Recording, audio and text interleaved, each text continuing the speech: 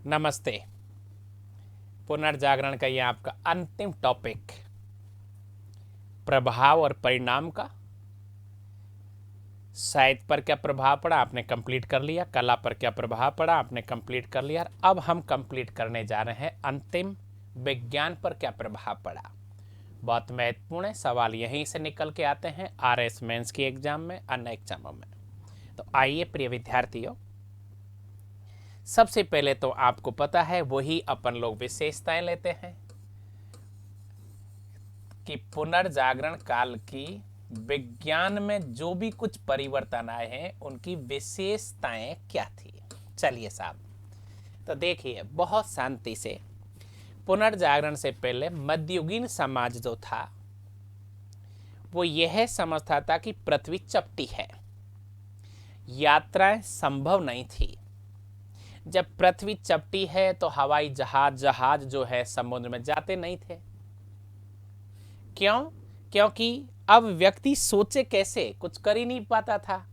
वहां चर्चकार, पोपकार, पादरियों का, सामंतों का जबरदस्त प्रभाव था, अर्थात जीवन अंधकार में था। खास बात क्या थी? जीवन का मुख्य ध्येय जो था वो इस लोक की तो कोई बात ही नहीं थी। हमेशा जन्म लेते समय और मृत्यु तक मुख्य जीवन का उद्देश्य था परलोक की चिंता। लेकिन जब पुनर्जागरण में परलोक के स्थान पर इहलोक की चर्चाएं होने लगी, आम नागरिक से जीवन की चर्चाएं होने लगी, तो लोग खोज में, अन्वेषण में और वास्तविकता में रुचि लेने लगे। नंबर 1। नंबर 2, प्रकृति के रहस्यों को जानने की जिज्ञासा पैदा होने लगी। अब जब प्रकृति के रहस्यों को जानने की जिज्ञासा प्रकट होने लगी, जिज्ञासा जब मन में आई तो 4 पॉइंट निकल के आए माय डियर फ्रेंड। हर बात का निरीक्षण हो, उसकी जांच हो, अन्वेषण हो और उसका परीक्षण हो। दोबारा ध्यान से, हर बात का, हर विषय का, कोई सा भी विषय हो, निरीक्षण होना जरूरी है, अन्वेषण होना जरूरी है और जांच होना जरूरी है और परीक्षण होना जरूरी है। ये 4 विषय जब हर व्यक्ति, हर विज्ञान, हर वैज्ञानिक, हर इंजीनियर, हर कलाकार, हर मूर्तिकार, हर चित्रकार के दिमाग में जब आने लगा, आम जनता को जिज्ञासा बढ़ने लगी और जांच और परीक्षण, निरीक्षण जब होने लगे, स्वतः ही विज्ञान की तरफ लोगों का विकास हो। अब कैसे? टॉलमी ने कभी दूसरी शताब्दी में यह कह रखा था कि पृथ्वी चपटी है, अर्थात पृथ्वी चपटी भी है और ये जो पृथ्वी है ये ही ब्रह्मांड का केंद्र है। ये लगभग 800 साल तक चलता रहा। लेकिन जब कोपरनिकस आएगा तो क्या होगा? अब क्या होगा? निरीक्षण होगा, अन्वेषण होगा, जांच होगी और परीक्षण होगा। तो कैसे पता चला था कि जो एक व्यक्ति जहां से चला था, घूमता घूमता वहीं से निकला था, और इसका पता चला कि यार पृथ्वी चपटी नहीं है, पृथ्वी तो गोल है।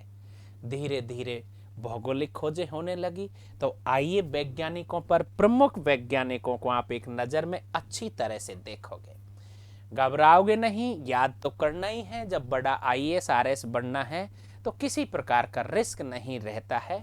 तो सबसे पहले आप देखिए, आपका Ptolemy, Copernicus, Kepler, Bruno, Galileo और न्यूटन, इनको तो आप जानते हैं, याद भी हो गया। ज्योतिष शास्त्र, गणित शास्त्र, रसायन शास्त्र, भौतिक शास्त्र, चिकित्सा शास्त्र।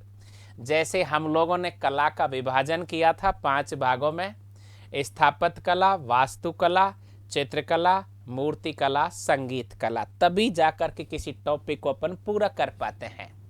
बड़ा टॉपिक IAS में आ सकता है ऑप्शन सवालों में, या कहीं और जगह पर बड़ा सवाल जब आ जाए मेंस में, मान लीजिए 200 शब्दों का आ जाए, 100 शब्दों का आ जाए RS में, तो अब आपको यहाँ पर भी विज्ञान के क्षेत्र को बांटना है। तो विज्ञान का क्षेत्र भी माय डियर फ्रेंड 5 भागों में बढ़ चुका है। A में ज्योतिष शास्त्र, B में गणित शास्त्र, C में रसायन शास्त्र, डी में भौतिक शास्त्र और ई में आपका चिकित्सा शास्त्र। अब अलग अलग तरीके से ये जब अपन ने कर दिए तो देखिए ज्योतिष के क्षेत्र में Ptolemy, Copernicus, Kepler, Bruno, Galileo और न्यूटन। गणित के क्षेत्र में Descartes, Tartaglia, Kepler, Napier, Robert Bryce, Stevin. अब विद्वान हैं, गणित का भी हो सकता है और ज्योतिष शास्त्र का भी हो सकता है, जैसे केपलर गणित तक भी है और ज्योतिष में भी है। रसायन शास्त्र को देखो, कॉडेस, वाल हेलमाट, पैरासेल्सेस, रोजर बेकन। विज्ञान के सभी क्षेत्रों में रोजर बेकन का योगदान है। अब अपना भौतिक गैलीलियो जो है, ये देखो ज्योतिष में भी है और भौतिक में भी है। Galileo, Gilbert, Roger Bacon. भौतिक शास्त्र में कौन कौन आ गए? गैलीलियो, गिलबर्ट और रोजर बेकन। रोजर बेकन 2 जगह आ गया। और चिकित्सा शास्त्र में देखो, पैसेडियम हो गया और विलियम हार्वे हो गया। तो इनकी सारणी तो आपको बनानी पड़ेगी और आपको बनाने के बाद याद भी करनी पड़ेगी। इतना ढंग से ये तरीका है प्रश्न को बड़ा करने का। यदि हम लोग इन नामों को जब याद कर लेते हैं, इनकी एक एक लाइन ही याद हो जाती है, तो हमारे 100 शब्दों का या 200 शब्दों का कंप्लीट प्रश्न तैयार हो जाता है। और कोई भी 10 में से 9 या 10 में से 10 देने की जिज्ञासा रखता है। बस तरीके हमारे पास आने चाहिए कि हम पढ़ाई कैसी कर रहे हैं। वापस विज्ञान में पुनर्जागरण में क्या प्रभाव पड़ा था? पुनर्जागरण कालीन विज्ञान को 5 भागों में बांट लिया था: ज्योतिष शास्त्र, गणित शास्त्र, रसायन शास्त्र, भौतिक शास्त्र और चिकित्सा शास्त्र। अब अपन को क्या करना है साहब? एक एक के पास चलना है। कहाँ चलना है? एक एक के पास चलना है। तो सबसे पहले आप सीधे पहुंच गए साहब ज्योतिष के पास में। अब ज्योतिष में सबसे पहले आपने नाम किसका देख रखा था? टॉलमी का। ये आपको टॉलमी जो मैंने पहले भी एक बार देखा रखा है। अब ये सीधा बोल रहा है पृथ्वी जो है क्या है? ये ब्रह्मांड का केंद्र है। अब ये बात सही थी या गलत थी? ये तो 800 साल तक दुनिया में, यूरोप में, ईसाई जगत में चलती रही। टॉलमी की बात याद हो गई। अब इस टॉलमी की बात को यदि कोई दूसरा व्यक्ति ये अंधकार युगीन युग में 5वीं शताब्दी से 15वीं शताब्दी के बीच में जब कोई इस बात को काटता था या चैलेंज करता था, उसे चर्च के द्वारा जिंदा जला दिया जाता था। अब बताओ कोई क्यों करेगा? लेकिन अब आप आ गए साहब कोपरनिकस के पास। जब कोपरनिकस आया, कोपरनिकस, तो अब देखो उसमें क्या लिखा था। मैंने आपको विज्ञान बताया था, निरीक्षण क्या होने लगे? निरीक्षण। दूसरा क्या होने लगा? जांच होने लगी। और फिर क्या होने लगा? परीक्षण। जब निरीक्षण होने लगे, जांच होने लगी, परीक्षण होने लगे, अन्वेक्षण होने लगे, तो माय डियर फ्रेंड हर बात सत्यता की ओर जाने लगी।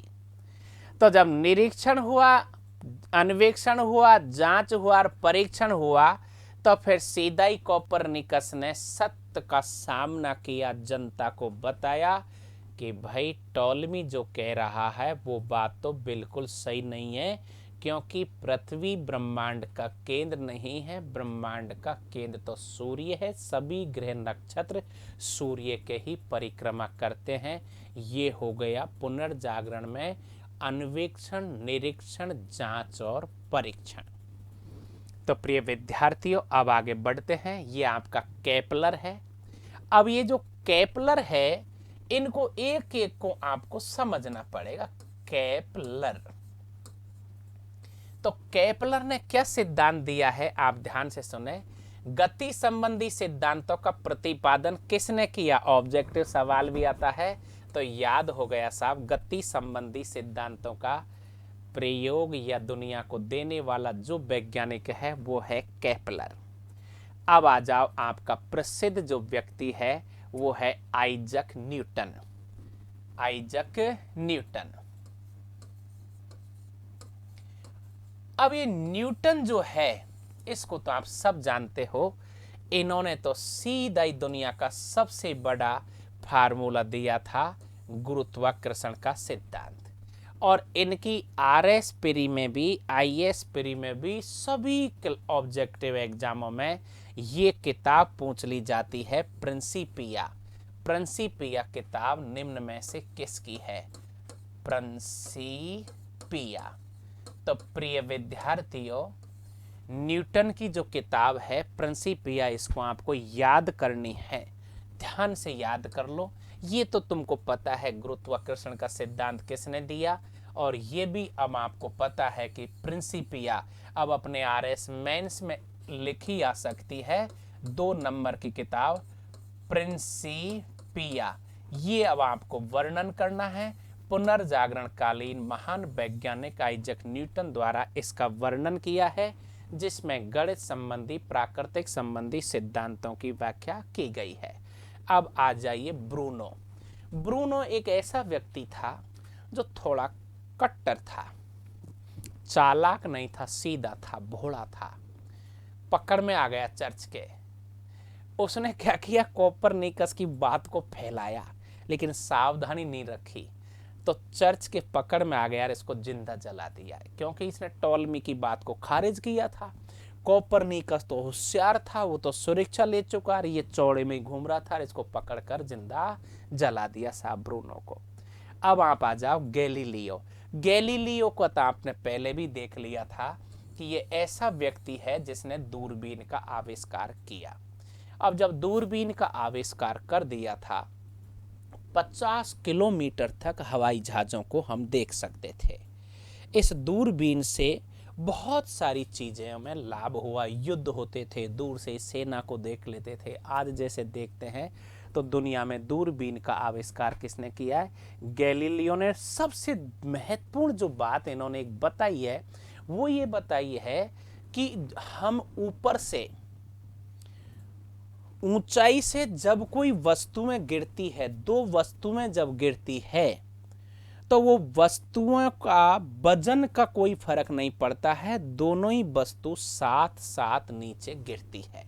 ये बहुत तगड़ा प्रयोग किया, निरीक्षण किया, जांच किया और परीक्षण किया।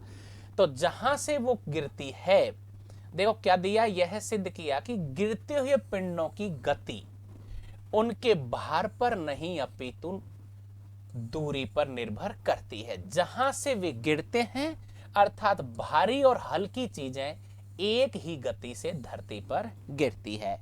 ये पॉइंट आपका क्लियर हो गया। दूसरा पॉइंट यह है माय डियर, गैलीलियो ने पेंडुलम याद करो, गैलीलियो ने पेंडुलम नियमों की खोज की थी, और इस पेंडुलम के नियमों के आधार पर ही दीवार घड़ियों का बनना संभव हुआ था। याद करो, गैलीलियो ने दूरबीन का आविष्कार किया था, दूसरा गति संबंधी सिस्टम बताया था, तीसरा पेंडुलम की खोज की थी, और पेंडुलम के आधार पर ही दीवार घड़ियों का निर्माण या दीवार घड़ियों की शुरुआत हुई थी। इसलिए अपना गैलीलियो महत्वपूर्ण माना जाता है। अब माय डियर फ्रेंड, चिकित्सा शास्त्र पर प्रभाव। अभी तक जब आपने किया था तो वापस एक बार और देख लो क्या था, जो आपको याद हो जाए। पढ़ते समय जब चीज याद होती है तो बहुत अच्छा है। ज्योतिष शास्त्र आपका पूरा हो गया, जिसमें आपकी टॉलमी की बात हो गई, कोपरनिकस की हो गई, केपलर की हो गई, न्यूटन की हो गई, ब्रूनो की हो गई, गैलीलियो की हो गई, और फिर बाद में अब आ चुके हो आप चिकित्सा शास्त्र पर। अब चिकित्सा शास्त्र में जो महत्वपूर्ण व्यक्ति है, ये कौन है? पैसेडियम। कौन दिखाई दे रहा है आपको? पैसेडियम।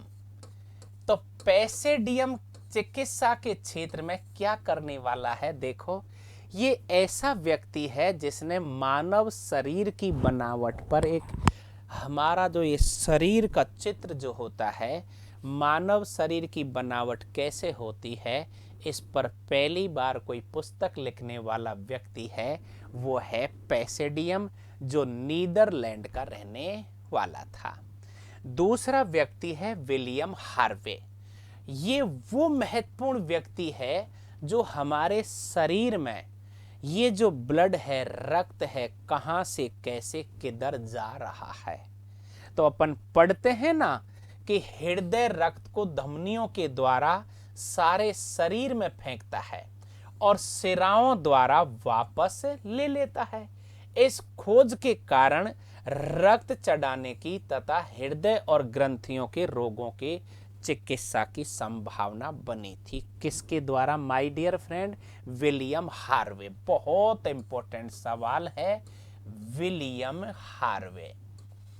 विलियम हार्वे ने हमें सिखाया था वर्ल्ड की जनता को कि हमारा जो हृदय है कैसे तो यहाँ से ब्लड जाता है, कैसे वापस आता है, कैसे साफ होता है, कैसे धमनियाँ काम करती है, कैसे सिराएं काम करती है और हमारे शरीर में कैसे रक्त चढ़ाया जाता है। बताओ, ऐसा व्यक्ति जिसने संसार को इतना योगदान दिया हो, जो आज कम से कम 8 अरब लोग ऐसे कार्य में, ऐसे व्यक्ति के योगदान का फायदा उठा रहे हैं।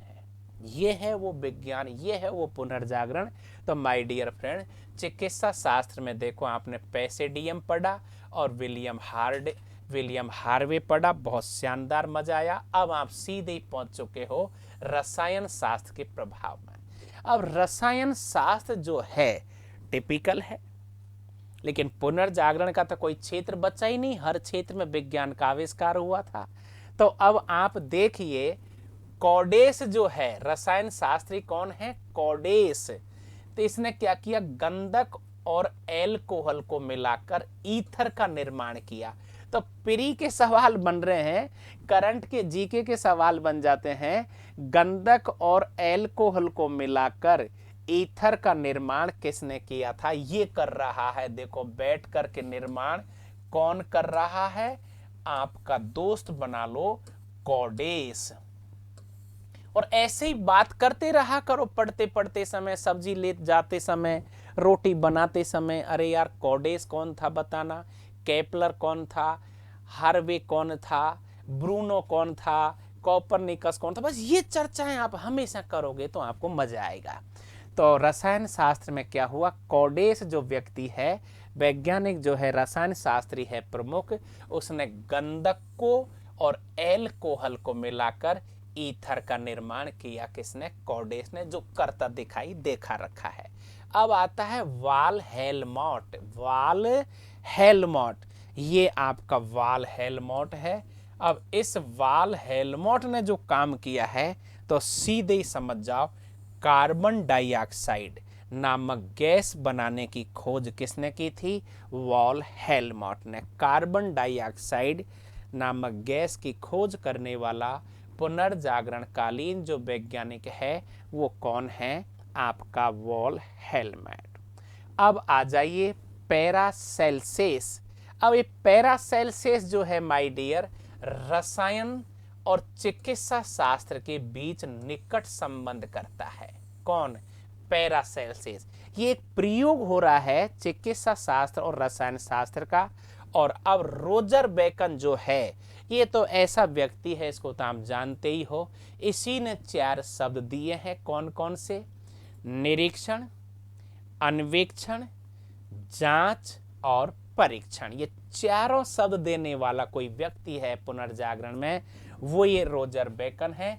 जब तक निरीक्षण नहीं हो जाए, अन्वेक्षण नहीं हो जाए, जांच नहीं हो जाए और परीक्षण नहीं हो जाए, जब तक किसी चीज से दुनिया में आगे नहीं बढ़ना चाहिए। ये हमें किसने दिया? रोजर बेकन ने।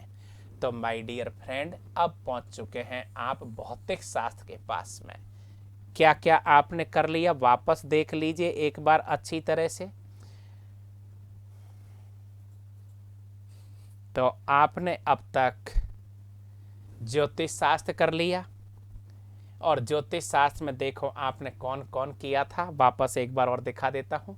टॉलमी आपने किया, कोपरनिकस किया, केपलर किया, न्यूटन किया, न्यूटन की किताब याद कर ली, प्रिंसिपिया, और फिर आपने ब्रूनो किया और फिर गैलीलियो किया। गैलीलियो को खूब समझ लिया। चिकित्सा ज्योतिष शास्त्र के बाद चिकित्सा शास्त्र हो गया था, चिकित्सा शास्त्र के बाद रसायन शास्त्र हो गया था, और रसायन शास्त्र के बाद में अब आप भौतिक शास्त्र पर आ चुके हो माय डियर फ्रेंड। भौतिक शास्त्र में वो व्यक्ति जो आप बहुत प्रसिद्ध हैं आपका पहले से ही, गैलीलियो भौतिक शास्त्री भी है। गैलीलियो, अब तो इसका चित्र आपके दिमाग में बैठ ही गया होगा। पेंडुलम के आधार पर आधुनिक घड़ियों का निर्माण करने वाला कोई व्यक्ति है, वो गैलीलियो है। दूसरा है गिलबर्ट। क्या किया है इस गिलबर्ट ने? देखिए ये गिलबर्ट है। गिलबर्ट क्या कह रहा है? गिलबर्ट भौतिक शास्त्री है। मैग्नेटिक संबंधी सिद्धांत का आविष्कार किया, जिसने बिजली का आविष्कार संभव हो गया। मैग्नेटिक का आविष्कार करने वाला कोई व्यक्ति है वो गिलबर्ट है। मैग्नेटिक के आविष्कार के बाद ही सबसे क्रांतिकारी कार्य हुआ बिजली का आविष्कार। किसका सहयोग से? गिलबर्ट के सहयोग से। और अब माय डियर फ्रेंड, पांचवा पॉइंट आपका लास्ट आ चुका है, गणित शास्त्र पर प्रभाव। तो गणित शास्त्र में सबसे प्रसिद्ध जो व्यक्ति है ये डेकार्त है। कौन है? डेकार्त है। डेकार्ट बोलो, डेकार्त बोलो। ये पहला दुनिया का व्यक्ति है जिसने संदेह को, दर्शन शास्त्र को, फिलॉसफी को गणित से जोड़ दिया, क्योंकि 2 और 2 4 होते हैं, इसमें कोई संदेह नहीं है। लेकिन ये संदेह है ईश्वर है या नहीं, ये संदेह है आत्मा है या नहीं, ये संदेह है पुनर्जन्म होता है या नहीं। लेकिन इस व्यक्ति ने इस संदेह के सवाल को किससे जोड़ दिया? गणित से। और फिर इसने ये कहा, हम संदेह तो करते हैं हर चीज पर, लेकिन संदेह करने वाला कौन है? संदेह करने वाला तो कोई न कोई है। तो संदेह करने वाले पर भी संदेह जब करोगे तो फिर वहां सीमा खड़ी हो जाती है, दीवार खड़ी हो जाती है। इतना क्रांतिकारी काम किया था फिलॉसफी में। तो आत्मा पर संदेह नहीं किया जा सकता। मैं बोल रहा हूं, ये कौन सुन रहे हैं? आप। मैं बोल रहा हूं, अब इस पर संदेह करूं तो अब इस पर संदेह नहीं कर सकता, क्योंकि मैं बोल रहा हूं। तो आत्मा है, ये कौन कह रहा है? डेकार्ट। तो गणित को और दर्शन को मिलाने वाला व्यक्ति, सबसे ताकतवर महत्वपूर्ण फ्रांसीसी विद्वान डेकार्ट है, पुनर्जागरण का माय डियर फ्रेंड। तो डेकार्ट के बाद में जिसने घन का और समीकरण का सिद्धांत दिया हो वो आपका वैज्ञानिक है, गणितज्ञ है, तारगेलियो, तारत गेलियो, तारत गेलियो। क्या दिया है इसने आपको और दुनिया को? घन और समीकरण संबंधी सिद्धांत दिए हैं। किसमें? गणित में।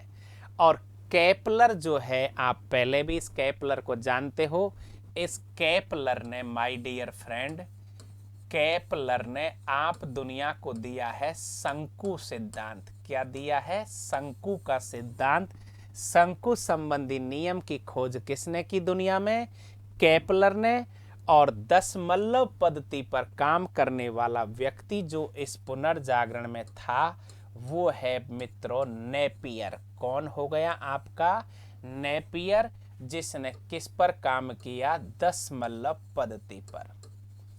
दशमलव पद्धति पर काम करने वाला कोई व्यक्ति है वो नेपियर। कौन है? नेपियर। केपलर ने तो क्या कार्य किया है? शंकु पर। नेपियर ने क्या किया है? दशमलव पर। और अब ये आप लास्ट देखिए, रॉबर्ट ब्राइस जो है, गैसों के विस्तार क्षेत्र में नया सिद्धांत देने वाला व्यक्ति कौन है? Robert Bryce. देखिए आप, रॉबर्ट ब्राइस ने क्या किया? गैस के विस्तार गैसों का विस्तार कैसे होता है, ये गणितज्ञ हो गए रॉबर्ट ब्राइस। और अब दशमलव प्रणाली का प्रचार किसने किया? दशमलव पद्धति दी तो किसने? नेपियर ने। नेपियर ने क्या दी थी? दशमलव पद्धति। लेकिन दशमलव प्रणाली का जो प्रचार किया था प्रयोग में, उस व्यक्ति का नाम आता है स्टेबिन। कौन आता है? स्टेबिन माय डियर फ्रेंड। इस प्रकार देखिए, जिस तरह से साहित्य का आपने विभाजन किया था, साहित्य का विभाजन कहाँ किया था? इटालियन साहित्य, फ्रांसीसी साहित्य, अंग्रेजी साहित्य, पुर्तगाली साहित्य, जर्मनिक साहित्य, स्वीडिश साहित्य और डच साहित्य में। इसी तरह आपने कला का विभाजन किया था। स्थापत्य कला ली थी, वास्तुकला ली थी, आपने चित्रकला ली थी, आपने मूर्ति कला ली थी और आपने संगीत कला ली थी। इसी तरह आपने विज्ञान में यहाँ ज्योतिष किया, भौतिक किया, रसायन किया और फिर आपने गणित में किया था। इस प्रकार पुनर्जागरण के जो परिणाम थे, पुनर्जागरण के जो प्रभाव थे, वो किस क्षेत्र में पड़े थे? साहित्य के क्षेत्र में, कला के क्षेत्र में और विज्ञान के क्षेत्र में। कम से कम कोई 100 से ज़्यादा अपन ने साहित्यकार, कलाकार और वैज्ञानिकों के नाम देख लिए। यदि इन सब का धीरे धीरे नाम याद हो जाता है, और ये बड़ा सवाल आईएएस मेंस में तो आता ही है ऑप्शन में, पुनर्जागरण कालीन परिणामों की या प्रभावों की व्याख्या कीजिए। या फिर आरएस में तो क्या आता है, सीधा इतना बड़ा नहीं आता है, टुकड़े में आ सकता है, लेकिन आ भी सकता है। तो आप इसमें आराम से गणित की तरह 10 में से 10 नंबर ला सकते हो, 5 में से 5 ला सकते हो, 2 में से 2 तो स्वतः ही आ जाएगा, क्योंकि कोई चीज़, किसी भी कोई चीज़ को छोड़ने की गड़बड़ी नहीं हुई है, पूरी कोशिश की है। फिर भी कोई चीज़ छूटती है तो कोशिश आगे अच्छी करेंगे। आपका ये पुनर्जागरण का टॉपिक कंप्लीट हुआ। अब आप इनको याद करोगे, कमेंट्स के द्वारा मुझे बताते रहोगे और क्या क्या परिवर्तन करें, किस तरह से हम आपको मदद करें। अब देख लीजिए, टॉपिक सबसे विस्तृत है। ऑब्जेक्टिव सवाल भी होते हैं हमारे, सब्जेक्टिव सवाल भी होते हैं, किसी भी प्रकार का। बस सबसे महत्वपूर्ण बात है विद्यार्थी ठोस होना चाहिए, जो रात दिन पढ़ सके। Thank you very much. जय हिंद।